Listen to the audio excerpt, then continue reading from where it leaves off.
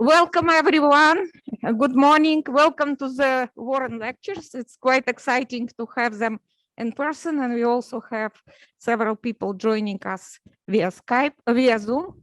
Sorry. And today, the first seminar will be given by our own Professor Ardeshir Ebtahaj. Please welcome. So good morning, everyone. It's an honor to be here. Ladies and gentlemen, students, postdoc colleagues, thanks for coming to the talk. It's an honor to be here. And so Miki gave a good introduction. The title of the talk is clear, Unraveling Changes of Global Water Cycle Using Satellite Data. So today I'm going to talk about kind of a fraction of what my team and I have been doing on three main topics.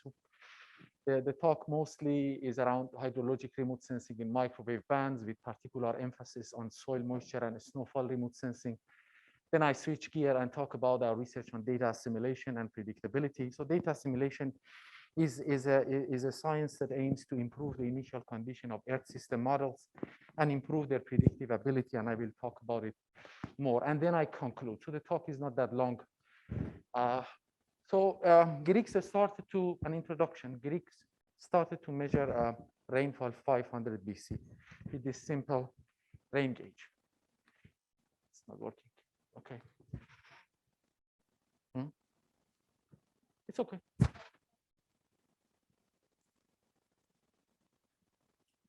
All right. Brits started to measure soil moisture in 1900, and in the United States, we have started to develop a network of a snow tail to measure snow density and depth. But we soon realized that these point measurements are not going to help us to fully understand hydrologic water cycle as a global system, as an integrated system, largely because these gauges are kind of sparse in remote areas and non-existent over oceans. So NASA started to begin launching satellites in 60s and 70s.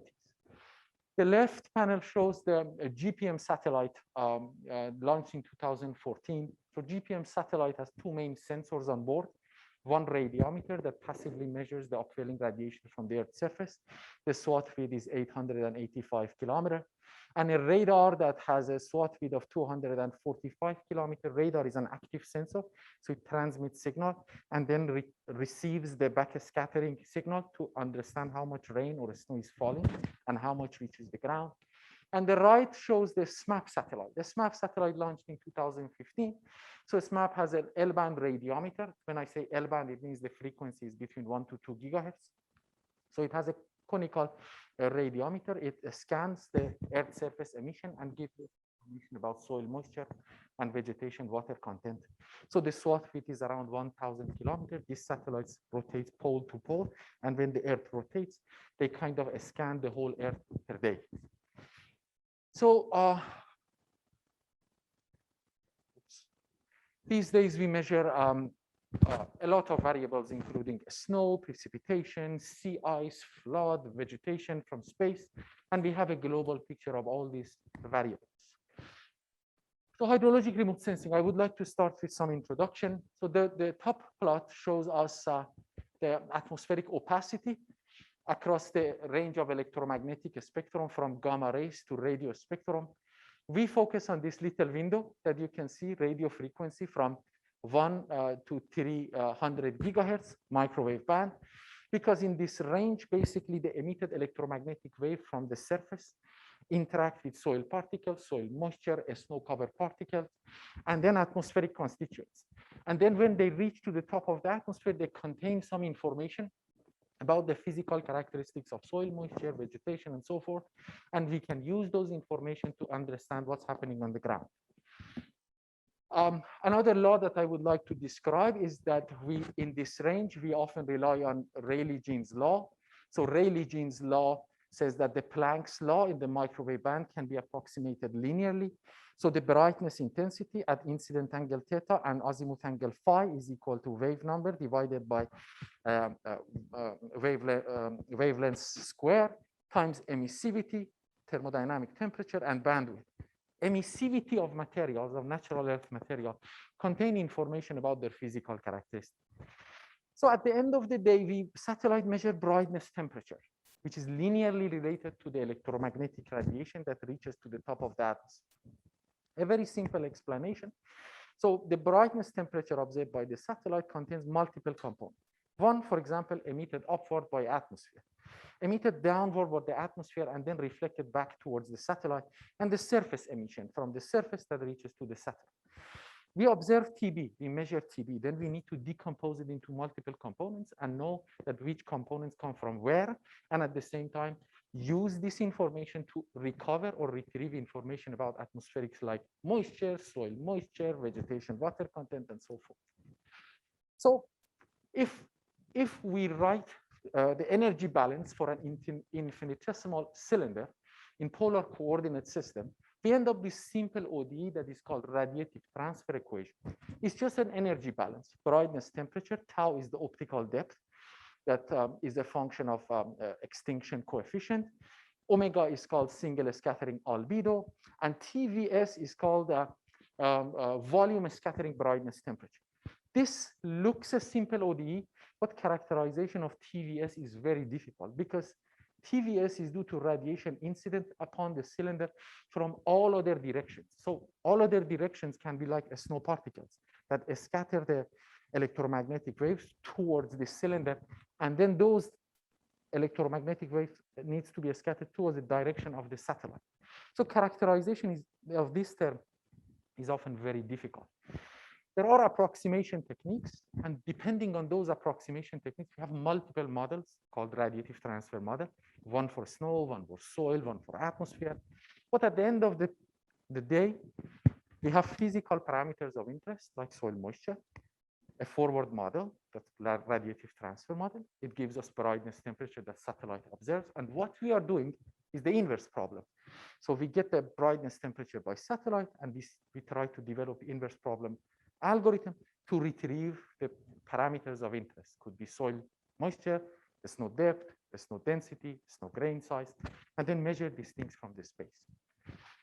So physics of the problem for soil moisture, I just want to give you an overview. So when soil is dry, it's very emissive. So it emits a lot of radiation. It looks very warm to the eye of satellite. When water content goes up, because water is less emissive, the temperature drops. When we have vegetation, vegetation also scatters some of the upwelling radiation and adds to the emitted soil radiation its own radiation.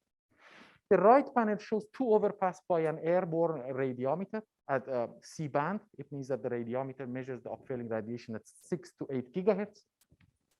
Left here shows when the soil is dry in July 1 over Iowa, July 4 after rainfall, another image. So you can see that the temperature goes down here because of the rainfall. So the question is that we have this observation and we want to know how much moisture is in soil. It's an inverse problem. So the radiative transfer model for soil that I explained reduces to a very simple one in L band. When I say L band means the frequency is between 1 to 2 gigahertz. Why? Because in 1 to 2 gigahertz, the wavelength is so big that the waves travel through atmosphere without any interaction with the atmospheric constituents. So it has three components. The first component is soil upward emission. The second component is vegetation upward emission. The third component is downward emission and reflected to the atmosphere. So we have three components. When we sum them up, we have the brightness temperature observed by the satellite. RP is the soil surface reflectivity, 1 minus emissivity. Gamma is the vegetation transmissivity, which is related to its optical depth and water content. And then soil surface temperature, scattering albedo, canopy temperature, and these variables are defined. The red ones are those that we don't know. The other one we get from some ancillary information like hydrology model, or they are constant with independent of the vegetation type. So we have one nonlinear equation. RP is, when I say P, means polarization. When satellite, for example, have a radiometer at one frequency, it measures two channels, horizontal and vertical. It's just projection of the wave into two orthogonal coordinate systems. But so we have at the end of the day, two observations from a SMAP at 1.4 gigahertz central frequency and two unknowns and one nonlinear equation. So it sounds simple. But the one that I explained is just a zero order approximation of radiative transfer equation. We have higher order approximation, more complicated model. We've worked on this, but I'm not going to present it. This is a first order approximation of the vegetation canopy scatter. So at the end of the day, you have satellite observation of TB, surface temperature, you divide and get the emissivity. Emissivity is related to the physical parameter phi, which are soil moisture and vegetation optical depth for us, the radiative transfer equation, and of course, we have an observation noise. We have this EP and we want to estimate phi. So NASA, it comes to mind that we need to first run a simple nonlinear least squares. So we minimize the error and with respect to phi, obtain phi, theta is soil moisture, tau is vegetation optical depth, which is related to vegetation water content. This shows the cost function, this two norm cost function as a function of tau and theta. So we see two things. First is that the cost function is not convex, and I can explain why it's not convex, but it's non-convex. And at the same time, we can see that it's kind of, there is a valley here. So it means that a small perturbation can move the solution across this valley. Why? Because the observations are very correlated. Horizontal and vertical channels are very correlated. So we have kind of an ill conditioning in this nonlinear inverse problem. And the second issue is that most of these radiative transfer models are simple representation of what's happening in nature. Often, for example, we know that sandy loam has a limited, the bottom and the lower level and the higher level of soil moisture is known for sandy loam. So we cannot just go unbounded. But these radiative transfer models do not have any information of physics of the soil. For example, over Minnesota, we know that over cropland, the vegetation water content is different than evergreen forest on Appalachian. How we can incorporate this physical information in terms of mathematical constraint in this inverse problem and to confine its solution to something that is more physically meaningful. This is the constraint that I'm just trying to sketch here. So to cope with ill conditioning, we started to experiment with Tikhonov norm regularization to impose kind of those physical a priori conditions. We started to add some box constraint to this nonlinear inverse problem. Then we said, well, we want to just retrieve over a window of time. So we added just observation over time series. We have multiple sources of surface temperature simulations by hydrologic models. So we can, with different error structures, so we can incorporate or fuse multiple sources of data. And more importantly, vegetation does not change from today to tomorrow. The water content of vegetation remains constant in time relative to soil moisture. We get the rainfall, soil moisture changes rapidly, but vegetation water content doesn't change. So it changes very slowly over time. And this is a smooth function in time. So to account for this smoothness, instead of a crude like Tikhonov norm regularization, we added a Sobolev norm regularization, which minimizes kind of the derivative of the time series, variance of the derivative of two norm of the derivative. This D denotes first order, second order derivative, and we confined our consideration to N2, first and second order derivative. So we reconstructed all the bounds from the data from USGS about soil porosity, about soil type to obtain the reflectivity bounds, lower bounds, upper bounds to guide the algorithm that does not go bananas. We used the hydrologic model simulation climatology over the past 30 years to understand how soil moisture changes over the country, to inform the algorithm that your solution shall not be above this bound, shall not be lower this bound. We use other satellite like MODIS to inform the algorithm about climatology of vegetation water content. And then this shows a control experiment over, this is the results of a soil gauge measurement. So the blue is our algorithm. The blue is classic algorithm. The red is after all of those regularization. For soil moisture, we improve estimation, but it's minimal. But when it comes to vegetation water content, see that the results become very noisy. But adding those smoothing norm regularization improves the results markedly. When we applied our algorithm for satellite observation, the result was way better. The left panel shows the result by NASA's algorithm. The issue with this, you see that too much blue near the coastline. Where satellite moves from over ocean to over land, its footprint is around 40 by 40 kilometers. So it contains information of water emissivity and land emissivity. Water is way less emissive, so it contaminates the observation. Therefore, therefore, if you don't consider the physical condition of soil, generally you overestimate soil moisture. And that's why you see a lot of overestimation in your coastal zone. But when we add those physical constraints to the algorithm at the worst just stops at the upper bound and doesn't allow that we overestimate. And at the same time, you see that the soil texture is also manifested itself here when we compare the result with gauge data. These red crosses. The black one are the gauge data from the ground. The red is our algorithm. The blue is NASA. So we are doing way better. And also another example, the same message, just in lower Mississippi River, because of a dense river network, we have water contamination as well. Now I switch gear to snowfall, the problem that we saw for snowfall. A snowfall is one of the least understood component of hydrologic water cycle because basically we cannot measure it easily. How the physics of remote sensing of a snowfall works.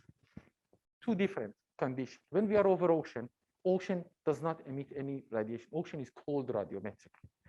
So we have cloud liquid water content and snowflakes. When we have cloud liquid water content, they emit a lot of signal, so they warm up brightness, temperature, but the snow particles scatter this emission. So there is a competing effect. And often when we have too much liquid water content in clouds, then we cannot capture the scattering by a snowfall. Over land, the situation is easier because land is very emissive. You have too much radiation, get scattered by snowflakes, and the brightness temperature goes down, so we can estimate the snowfall well. I'm just showing some images of satellite for you to have a sense that how those data look like. So this is a observation of brightness temperature 10 gigahertz. So you see that something is happening here. A storm is happening, warming up because of the emission of the liquid water. And then I go to higher frequency channel. You see that it's cold here because of a scattering of ice particles. And then we having all of this information, we want to know what's happening on the surface, how much snow is falling on the surface. The blue shows the they show the SWOT of the GPM satellite. So GPM satellite has an asynchronous orbit. It means that it goes over this SWOT 16 times, the blue SWOT, 16 times per day, and it scans the whole planet Earth from -60 to +60. But after the launch, the NASA team realized that estimation of a snowfall from space is not as easy as they thought, because they realized that they are missing a lot of snow. After launch, they compared with some ground-based observation, and apparently over ocean, we get a lot of shallow snowfall, and we cannot retrieve it. We cannot estimate. And the radar on board, unfortunately, doesn't work properly as expected. So we started to look into another satellite. NASA has another satellite called CloudSat. The orbit of CloudSat is something like this. CloudSat has a radar on board. It's a W-band radar, 94 gigahertz frequency. This W-band radar is very powerful, but has a very small SWOT rate. It's 1.4 kilometers. But the transmitted signal penetrates through the cloud and can give us a very accurate estimate of a snowfall at the surface or through the column of the atmosphere. These two sensors have coincidences. This blue shows the footprint of conical scanner of GPM radiometer. So each one, it rotates, something like that, and scans. And this shows the overpass of the CloudSat satellite. So we can get some coincidence. So the question we had, can a statistical learning, I avoid to say machine learning, but can statistical learning help us to reconstruct this radar data just by passive observation of GPM, knowing this coincident data that we have over like 5 to 10 years now? So we started to look into, we collected the coincidences by collaborating with our colleagues in JPL. So we collected all brightness temperature observed by the radiometer in a very big library. This 13 is the number of channels on the GPM radiometer. And these X's are the snowfall profile coincidences that are observed by CloudSat radar. So we have two libraries. Then we have an observed vector of brightness temperature by GPM.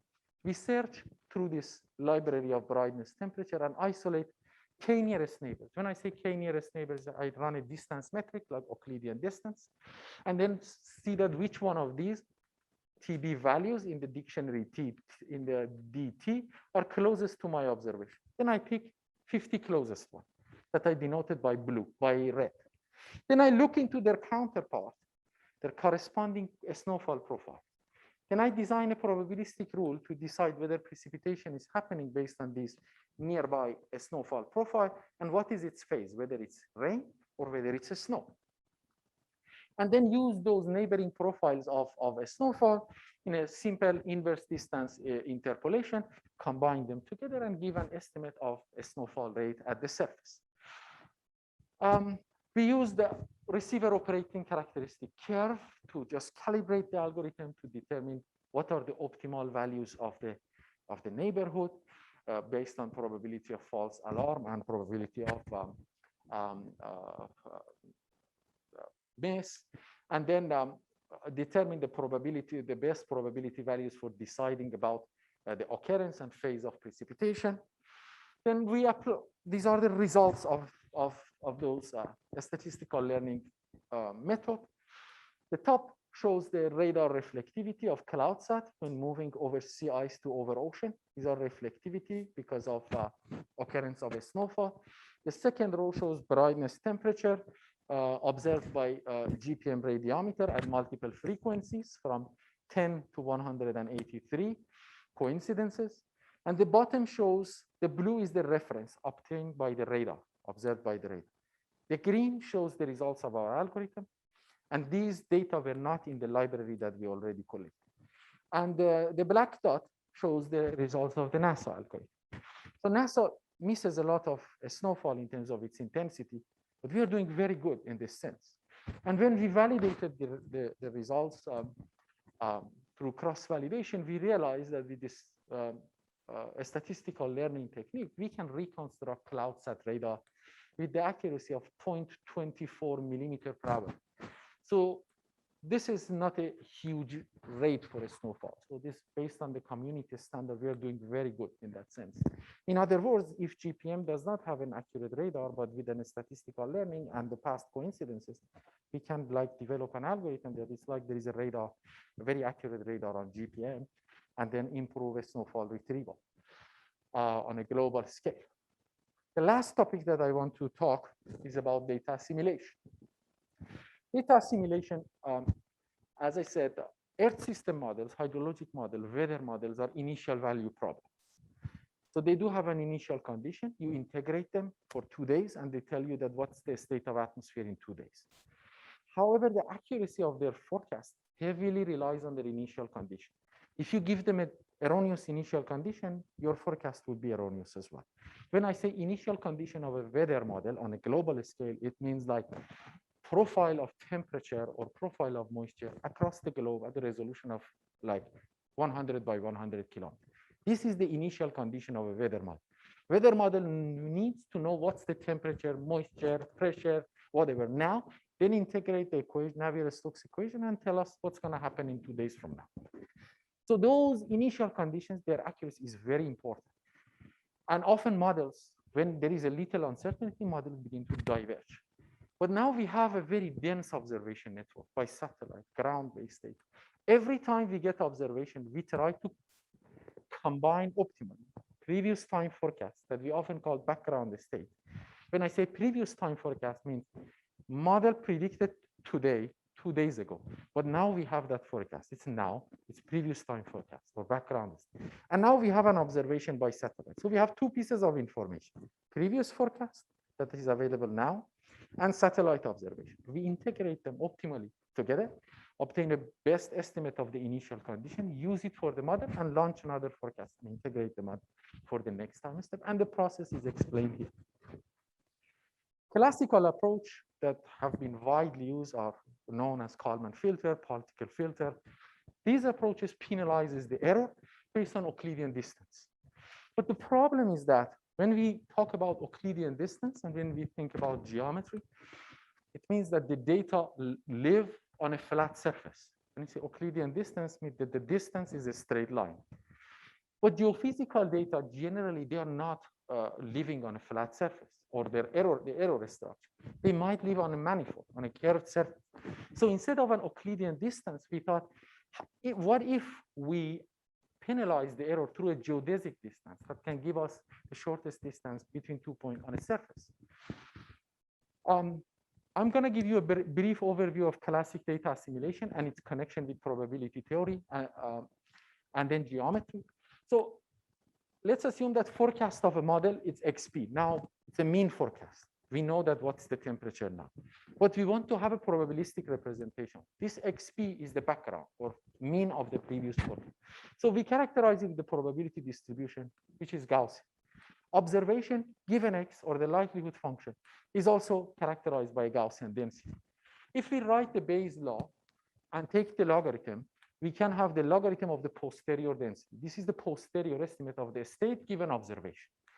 Px is the prior probability of the state, and y given x is the likelihood function. Py is not a function of x, so it will disappear. But we can maximize the posterior density to obtain the best estimate, the mode of the most likely state of the atmosphere. This is a very classic kind of estimation theory approach. So the maximum of the log of the posterior. If you do this maximum a posteriori estimation and then remove all of the constant terms, you end up with a minimization. It's just maximization of a concave function, the minimization of a convex.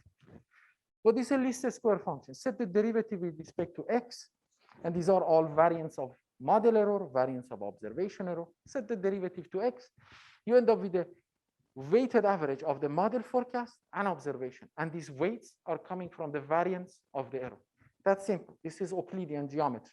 Why I call it Euclidean geometry? Because, well, if we want to extend it to higher dimension, we can replace all of this cost with vector matrix multiplication. Instead of variance, here we have covariance. This is a higher dimension. So this is weighted Euclidean distance. Weighted Euclidean distance. So basically, we have two Euclidean distance that penalizes model error and observation error. We minimize it, we obtain the best estimate of initial condition of the model and move forward. This is the probabilistic kind of representation of the fact. Prior, observation, and then the analysis state or the best estimate. Amari, who does a lot of research in differential geometry, argues that a family of Gaussian densities form a 2D manifold with a flat geometry in the space of their parameter. And that's why basically, if you have Gaussian assumption, you end up with Euclidean distance, because from probabilistic point of view and geometric point of view, they're very connected. So, but what if we have like a gamma distribution and a non-Gaussian distribution? How we can interpolate between them? I showed you that how we can interpolate between Gaussians, very simple. But how we can interpolate between a gamma density or a Gaussian density? So we started to look at a geodesic distance called Wasserstein distance, which is endowed with Riemannian geometry. Indeed, it can compute distance on sufficiently smooth surfaces. When I say Riemannian, it means that locally the manifold is Euclidean. It means that it's sufficiently smooth. So this metric enables us to interpolate between arbitrary, non-parametrically, between any square integrable and sufficiently smooth probability density function in a very natural way. So you can see that I'm interpolating between gamma and Gaussian density in a very, very natural way. But how it works? So let me just explain the Wasserstein metric and optimal theory of optimal mass transport in one slide. So let's assume that in discrete space, background histogram. This is a histogram of the model, which probability histogram is a vector in Rm. That sum of the probabilities is equal to 1, and they need to be positive, and they're supported on the supporting points of xi. Observation histogram or likelihood, the same kind of representation supported on yj. I define a ground transportation cost, which represents the cost of transporting 1 unit probability mass of px from location xi to yj. So you have two probability density functions, and you know the cost of moving one probability mass from left to right is characterized by a ground cost matrix. Actually, Monge was a French mathematician, and the problem was a civil engineering problem. We had a bunch of dirt, we had a bunch of holes, and we were doing road construction during First World War. And Monge was assigned to develop a minimum cost solution for filling all of these holes with a bunch of dirt. So it's just one probability, the other is one probability, because mass needs to be conserved to some extent. Then mathematicians like Kantrovich, and he received the Nobel Prize because of his contribution in the field. And then Fields medalist Gabriel Cedric Villani, now he's running for mayor of Paris, but he's a genius. So they made a big contribution in 2003, 2007. Kantrovich was 1942, actually. So we have a ground transportation cost, which gives us the cost of transporting 1 unit mass of dirt from the piles to the holes. But now I'm talking about probability distribution. So the OMT, or optimal mass transport problems, determines an optimal transportation plan that couples the two densities with a minimum transportation cost. So indeed, we minimize this Frobenius norm. Frobenius norm is just element-wise multiplication of the matrix C and U, and then sum them up. This is just a notation. U, all the elements need to be positive. Elements need to be positive. Row sum needs to be Px. Column sum needs to be Py, conservation of mass. This tells us that actually U is a joint density because row sum is P marginal density of Px, column sum is Py. And this is the result of this optimization, connecting a gamma density to a Gaussian density. And this is the joint density probability distribution. Then we can use the clever McCain interpolation and sample this joint density and interpolate between any arbitrary density that is a square integrable and sufficiently smooth in a very natural way. And the Wasserstein distance between Px and Py is just 2 Wasserstein distance is the Frobenius norm of C, an optimal value of U. So I just want to remind you that a weighted mean of a bunch of points in Euclidean space. This is weighted mean of a bunch of points in Euclidean space. Eta is the weights and sum to 1. Is equivalent to this variational problem. If we set the derivative of this with respect to x, we get the weighted mean. Very simple. So this is a Euclidean barycenter.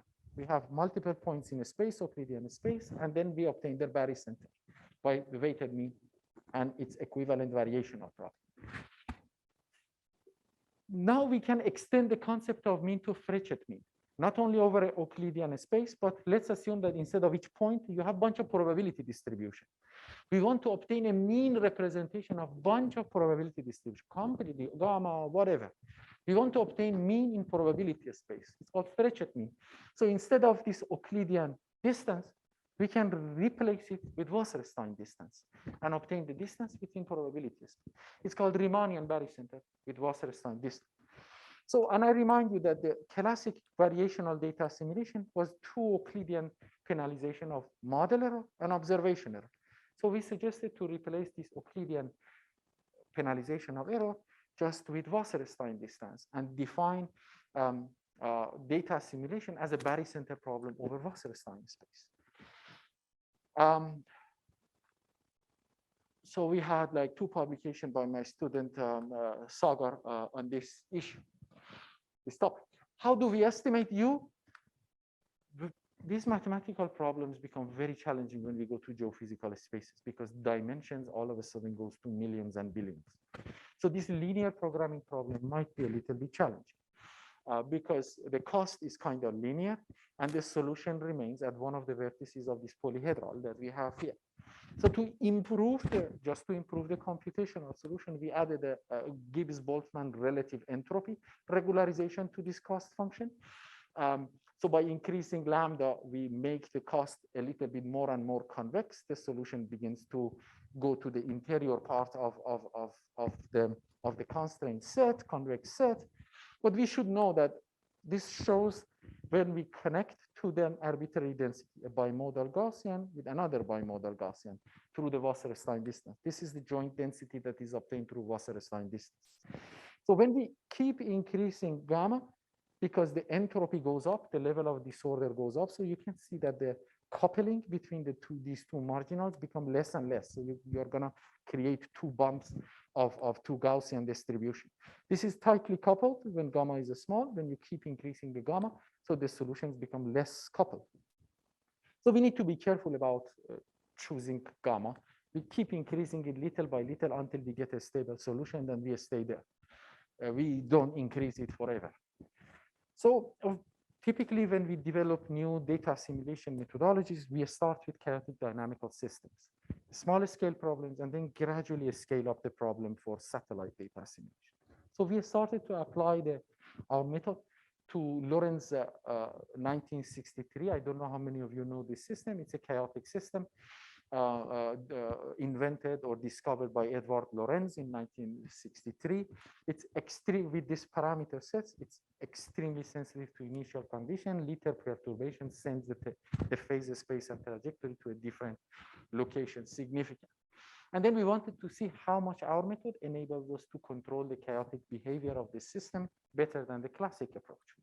So particle filter, a very classic approach that has been used widely in data assimilation, ensemble-Kalman filter. So, and we called our method ensemble Riemannian data assimilation. When I say ensemble, because of the larger scale issue with the geophysical problem, we run this algorithm through Monte Carlo simulation. We have a bunch of samples and then try to use those samples for inference. So for example, in here, you can see that particle filter, the blue diverges from the trajectory of Lorenz when we have some error structures. Ensemble Kalman filter, you see some divergence. In many occasions, in many cases, our algorithm and doing Wasserstein data simulation works way better and can control propagation of chaotic system. When we show the error on the phase space, again, particle filter, ensemble Kalman filter, our method, the bluer, the better. You can see the bias is smaller. On the unbiased root mean square error is also smaller on the phase space of the Lorenz 96. We're gradually scaling up the problem. We used Lorenz 96 as well. That one was 63. Lorenz developed a new high dimensional, and all of these models are kind of representation of atmospheric circulation. They're related to hydrology on atmosphere. Lorenz was a meteorologist in MIT, Edward Lorenz. And he is the inventor of chaos, the butterfly effect, perhaps you might have heard. So this is another ODE by Lorenz 96, by Edward Lorenz in 1996. So it's we saw the 40 dimension. You can increase the dimension arbitrarily. Again, we demonstrated that if we have a systematic error, which is the case in geophysical data assimilation, we can beat the classic Euclidean approach in the field. And our hope is that we can scale this up and show that we can extend geophysical forecast accuracy down the road. And I think I'm gonna stop here. I just want to thank my group member, chronologically, Lon, Sagar, Sajad, Rayhane, Divya, Mohammed, and my postdoc Morteza. I didn't present any of the research that I have done with him because largely I thought that it was his ideas. When postdocs come, it's kind of different. But he was excellent. We published 3 to 4 papers together. I would like to thank my mentors, Miki, for his unwavering kindness, Emmanuel for his radical truthfulness, and funding agencies, multiple funding agencies that I was lucky. I was not sure about this kind of a slides because I afraid that I'm gonna miss someone, especially among you, but I have interacted with my mentors, my family members, mentors since the start of my journey in the United States, my students, and corners of Minneapolis that helped me to run and cool down. Was a stressful period. But in any case, and thank you everyone for taking the time in this unusual period of life. I appreciate that, and I can take any question.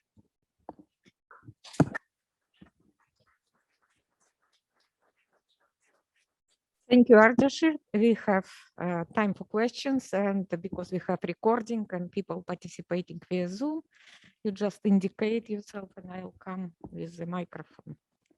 So questions. Okay.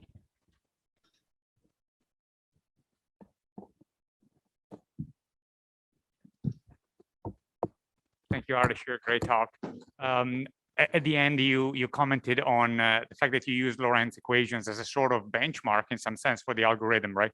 And you hinted at a connection between them and I guess atmospheric models. Can you elaborate a little bit on that in terms of like differences or analogies, also in terms of challenges between that benchmark and the actual atmospheric models? Thank you so much. Definitely, you always break the ice most of the time in this settings. So very good question. Lorentz 63 actually was invented by Edward Lorenz, who was a meteorologist, and he wanted to model atmospheric convection with simple ODEs. At the time, he was using these mainframes and these cards and all of these things. So he left the office, came back and ran again and saw that the results are totally different. But it was basically atmospheric circular convection. So that was the initiation of chaos, basically. But your second question about the scaling issue is a big problem. Lorentz 63 is a three-dimensional case that all of this rho, sigma, they are related to Prandtl number, and there is a physics behind it. But the scaling problem is that, for example, let's assume that we are trying to assimilate satellite data, the scale of Earth, 360 degrees, 180 degrees. Let's assume that we just assimilate everything in 1 degree, or we are simulating this whole system in 1 degree. So you have a system of dimension 360 times 180, just for one level. But in atmosphere, we just divide the atmospheric column as well into multiple levels. So you have a cube of data. That this, for example, will be multiplied by 10 and 50 just for temperature. Then you go to, for example, moisture. So these dimensions all of a sudden go to the roof. And then you are going to have like multi-million dimensions.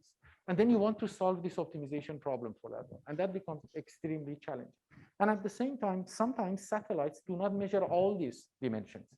For example, when we have a hydrologic model, we divide also soil into multiple layers and then try to see that how moisture gets transported from the surface to the bottom layer. But satellite data just measures soil moisture at the surface. So we do not have observation across all dimensions of the system. So we have observability issues as well. When we solve the problem and try to make improvement in estimation of the initial condition, sometimes we do not have data across some dimension.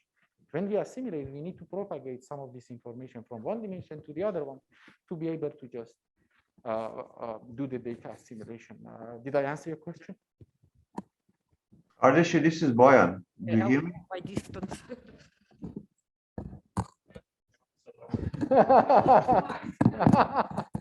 Can you hear me? Very nice talk. I have a question regarding your the introduction of a Riemann geometry. Let's say that if is the Riemann geometry the surface of the curved surface, is that depends on the mismatch of the functional form of the PDFs. Let's say you have a gamma PDF and a Gaussian PDF, you will create a Riemann geometry. Yes. Let's say I changed to a Gaussian and log normal, let's say. Is that the characteristic of a surface will change? Very good question. As far as I know, as long as your density has a finite second order moment, it means the variance exists, or it's a square integral, and it's C1 is smooth. For example, there are some densities like Laplace density that at the origin, it's a tent-like shape structure.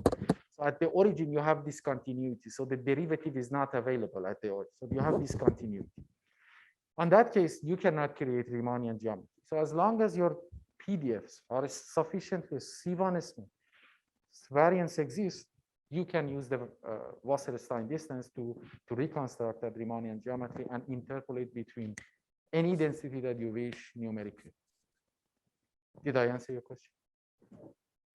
So smoothness is critical, and this variance should exist. That's all. Log normal, yes, variance exists. But for example, if you go to a stable distribution, variance doesn't exist for certain certain parameter setting, and you cannot reconstruct the interpolation. It should be C1 smooth. There is no constraint on the curvature of the surface as far as I know. It should be just C1 smooth, based on what I read in the literature. So Ardeshir, that was very rich and deep talk on optimization and data analysis and techniques related to remote sensing. I want to ask a question from a slightly different angle. As these things improve and play out over the next 10 years, let's say, what do you see are the consequences for hydrological sciences in terms of prediction? How do you see that being improved, and what kind of problems we'll be able to solve related to climate change issues, for example? I know it's a big question. Probably deserves another seminar, but if you could just highlight what some of the big points might be from the consequence of your work to that larger scale question. Absolutely. So I think overall, good or bad, I don't want to make a judgment. But hydrologic sciences is moving more towards data analytics. And all of a sudden, you see a ton of paper coming with the title of machine learning. Nowadays, a simple regression sometimes is called machine learning in the literature, which is, to me, it's a little bit kind of sad. But overall, integration of hydrologic sciences and data sciences is accelerating. But in terms of, and I think we are making a lot of progress in terms of improving prediction. In terms of flood, we are very good. But in terms of weather, still there are rooms to work on it, because weather is, the dynamics in the weather is way bigger than the dynamics that we are facing in terms of flood prediction. But one of the biggest challenges that we have are the climate scale models that give us prediction of hydrologic water cycle in the next 100 years. These climate models are very coarse scale, like they operate in 100 kilometer by 100 kilometer. There is a lot happening in this 100 kilometers. For example, in terms of a snowfall precipitation, we need convective parameterization. 100 kilometers, you cannot parameterize convection. Convection happens in much more finer scales, like 4 kilometers, 10 kilometers. So convective parameterization of this hydrologic model will help us significantly to understand the effect of climate change on extremes. Because right now, kind of, we know that in mean what's going to happen down the road. Which part of the world is getting drier, which part of the world is getting wetter. But in terms of extremes, still we don't know what's going to happen. And with respect to infrastructure development, understanding this non-stationarity, that how it's going to affect the design of infrastructure in the next 100 years, 200 years, as a function of climate change, I think that's a big challenge, and we need to invest on that. Because the smaller scale changes of extremes, we don't know. Climate models cannot tell us what's going to happen to the extremes. Okay, we have, I think, question from the Zoom participant. Yeah, Boyan, go ahead. Yeah, Ardeshir, this is Boyan. I enjoyed the talk. There are a couple of questions. In the first part, you have shown how adding the I'll ask him to. beacon of. Can you hear me? I can read the question and answer. Okay, so in the first part, Yeah, maybe there is a question from the audience. If not, maybe I ask you a question. Maybe I misunderstood, but when you looked for the probability function, have you made an assumption of type of distribution? And if you did, it should go with some probability too for your hypothesis that it is this type of distribution, not other.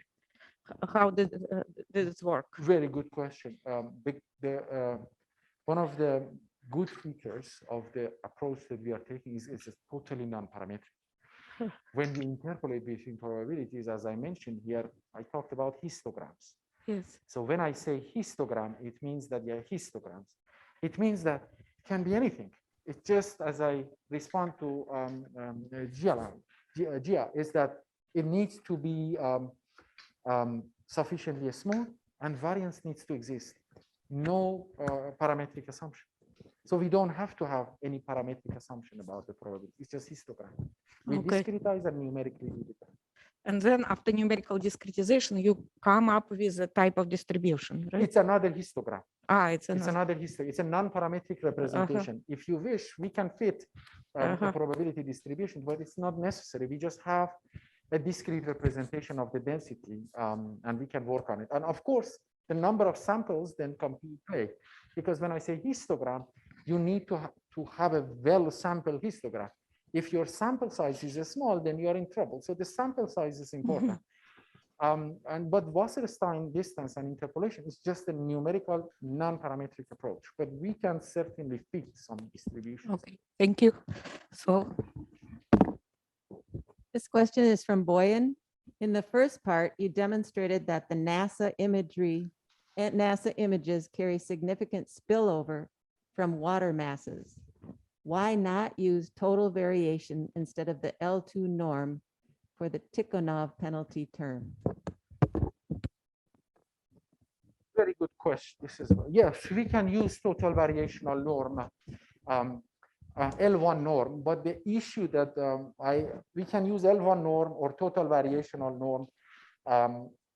but the issue that we had is that most of the existing algorithm to solve L1 norm was for linear problems, because we had a nonlinear cost function. So this is a very nonlinear cost function. Let me just show you. Yeah, this guy is a nonlinear least squares. If it was linear, we could easily solve it, but we had problems to solve it by adding L1 norm or total variational cost function to it. And most of the time, we need to start from simpler problems to give a learning curve to NASA people. If we make it too complicated at the beginning, generally it takes a long time for us to convince them. So a step by step. But I'm thinking about adding TV total variation or L1 norm to make it better. But I think we need more advances in mathematics and computer science to move towards that direction.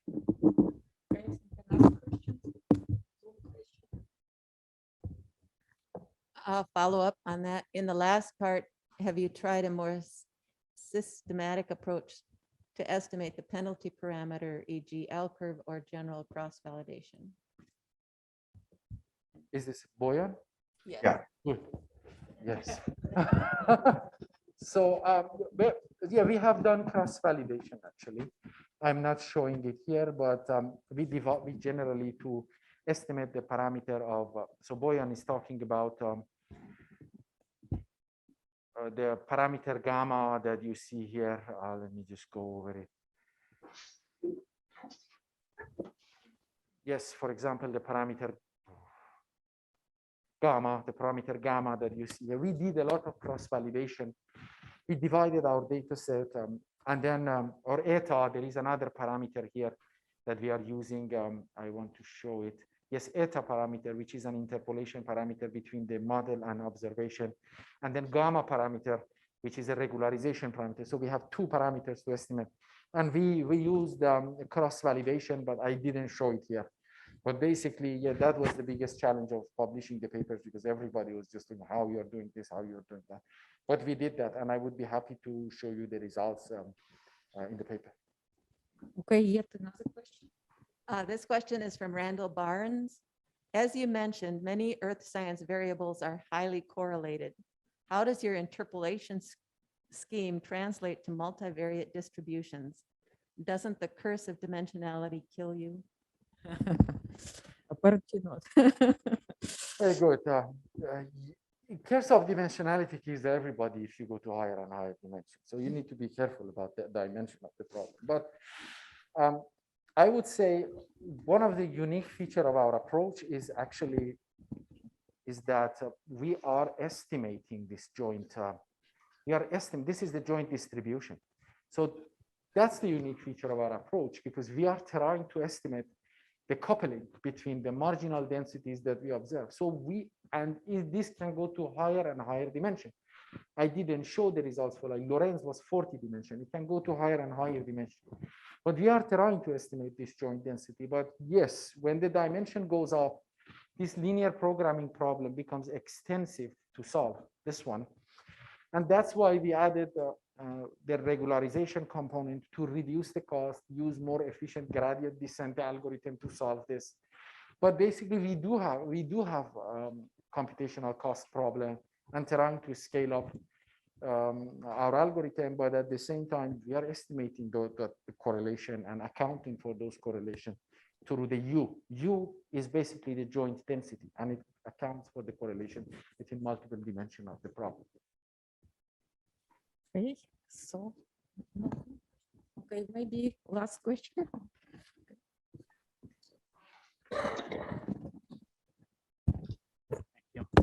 Great talk, Ardeshir. Just a follow-up question about this optimization problem, and I don't know much about the application domain, but it seems that you have a very large linear programming. You want to solve it. You add an entropy term to be able to use gradient methods. Why not using methods like interior point method as an alternative to traditional simplex or the alternatives of simplex? We actually use interior point methods, but still for the scale of the problem that we are going up, it might be challenging for us. But we use interior point not simplex. Actually, we use interior point method. But when the scale of the problem goes up, generally linear programming takes more time to converge rather than this the smooth convex cost function that if you increase gamma, you see that the smoothness becomes significant, and you can bam in a few steps you get to the point, and the computational cost significantly goes down. But yes, we use interior point method actually. Okay, I think we use the time. And, let's thank Ardeshir again. Thank you so much for your time.